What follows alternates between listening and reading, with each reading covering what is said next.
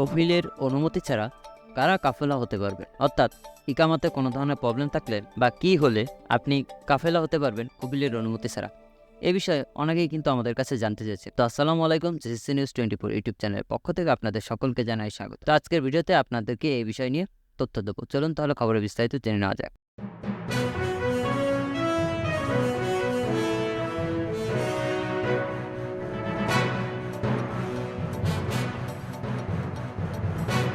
Number 1, যাদের ইকামার মেয়াদ নেই তারা শর্ত সাপেক্ষে কফিলের অনুমতি ছাড়া কাফেলা হতে পারবেন। যেমন ধরেন আপনার ইকামার মেয়াদ আজকে শেষ হয়ে গেছে, এখন চাইলে আপনি আজকেই তলব দেন, তাহলে কিন্তু কফিলের অনুমতি ছাড়া কাফেলা হতে পারবেন না।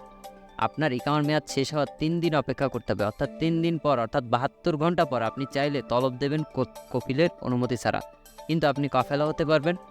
যদি 72 ঘন্টা আগে আপনি তলব দেন, এক্ষেত্রে আপনি কিন্তু অনুমতি ছাড়া কাফেলা হতে পারবেন না, কারণ সৌদি মানব সম্পদ মন্ত্রণালয় এই 3 দিন কফিলকে সময় দিয়েছে কোনো জরিমানা ছাড়া আপনার ইকামাটা বানানোর জন্য। এই 3 দিনের ভিতরে যদি কফিল চায় কোনো প্রকার জরিমানা ছাড়া আপনার ইকামা কিন্তু বানাতে পারবে, যার কারণে 3 দিনের ভিতরে আপনি যদি তলব দেন তাহলে আপনি কিন্তু অনুমতি ছাড়া কাফেলা হতে পারবেন না।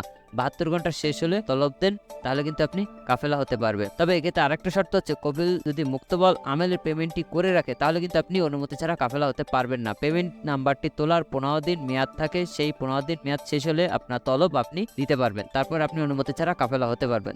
যতদিন পর্যন্ত পেমেন্ট নম্বর মেয়াদটি থাকবে ততদিন পর্যন্ত আপনি কাফেলা হতে পারবেন না। নাম্বার 2 হচ্ছে, আপনি আসার পর যদি আপনার কফিল আপনার ইকামা একেবারে না বানায়, 3 মাস পার হয়ে গিয়েছে এরপরও আপনার ইকামা বানায়নি, একটি কোম্পানির ইকামা নাম্বার তুলে তারপর আপনি কফিলের অনুমতি ছাড়া কিন্তু কাফেলা হতে পারবেন, কোনো প্রকার সমস্যা হবে না। নাম্বার 3 হচ্ছে, 25 অক্টোবর 2022 আগে যাদেরকে হুরুপ দিয়েছে তারা চাইলে কিন্তু কফিলের অনুমতি ছাড়া কাফেলা হতে পারবেন। পিছনে কোনো মুক্তবল আমেল আসবে না, জাস্ট প্রতি বছরের জাওজাত ফিটটা দিয়ে পিছনে 100 রিয়াল মক্তব আমেল দিয়ে আপনি কিন্তু কাফেলা হতে পারবেন, কোনো প্রকার সমস্যা হবে না। এবং নাম্বার 4 হচ্ছে, যাদের ইকামাতে সাসপেন্ড হয়েছে তারাও চাইলে কিন্তু কফিলের অনুমতি ছাড়া কাফেলা হতে পারবেন। অনেকেই সাসপেন্ড থাকলে তলব দিচ্ছে, তলব যাচ্ছে না, তারা সরাসরি তলব আপনি দিলে যাবে না, এটার কিছু নিয়মকানুন রয়েছে, ভালো মক্তব ধরে তারপর আপনি কাজ করবেন, ইনশাল্লাহ কাফালা হতে পারবেন। আরেকটি বিষয় হচ্ছে, 25 অক্টোবর 2022 পর থেকে যেহেতু কোনো হুরুপ সিস্টেম নাই, টার্মিনেট সিস্টেম এসেছে, এখন এই টার্মিনেট যদি আপনাকে কফিল করে তাহলে এই টার্মিনেট করার পর আপনার 60 দিন সময় পাবেন। এই 60 দিনের ভিতর হয় আপনাকে কাফালা হতে হবে অথবা আপনাকে দেশে চলে যেতে হবে।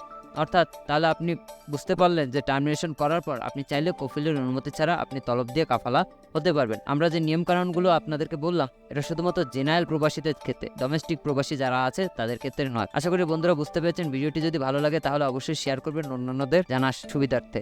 আপনি যদি আমাদের চ্যানেল নতুন হয়ে থাকেন তাহলে প্রবাস সম্পর্কিত যে কোনো ধরনের গুরুত্বপূর্ণ খবর সবার আগে পাওয়ার জন্য আমাদের চ্যানেলটি সাবস্ক্রাইব করুন এবং পাশে থাকা বেল আইকনটি দাবুন। ধন্যবাদ সবাইকে, ভালো থাকবেন, সুস্থ থাকবেন, আল্লাহ হাফেজ।